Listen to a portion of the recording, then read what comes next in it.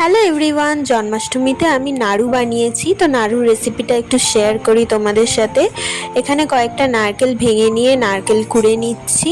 তারপরে কড়াইয়ে দিয়ে দিয়েছি একটু রিফাইন্ড অয়েল, আর তারপরে দুটো এলাচ দিয়েছি, আর আদাটাকে গ্রেটারে গ্রেট করে দিয়ে দিয়েছি। তারপর নারকেল কোড়াগুলো দিয়ে দিচ্ছি। নারকেল কোড়াটাকে মোটামুটি 5-7 মিনিট মতন গরম কড়াই একটু নেড়ে চেড়ে নেব।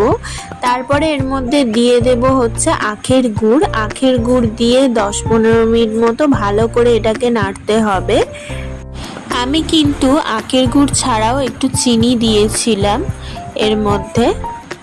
যতক্ষণ না চিটচিটে ভাবটা একটু কাটছে আমি ততক্ষণ কড়ার মধ্যে এটা নাড়াচাড়া করে নিচ্ছি। তো হয়ে গেছে, আমি এখন নামিয়ে নিয়ে হাতের তালুতে একটু ঘি লাগিয়ে তারপরে নাড়ুগুলোকে এরকম গোল গোল করে পাকিয়ে নিচ্ছি। তো আমার নাড়ু বানানো কমপ্লিট। সবাই ভালো থেকো।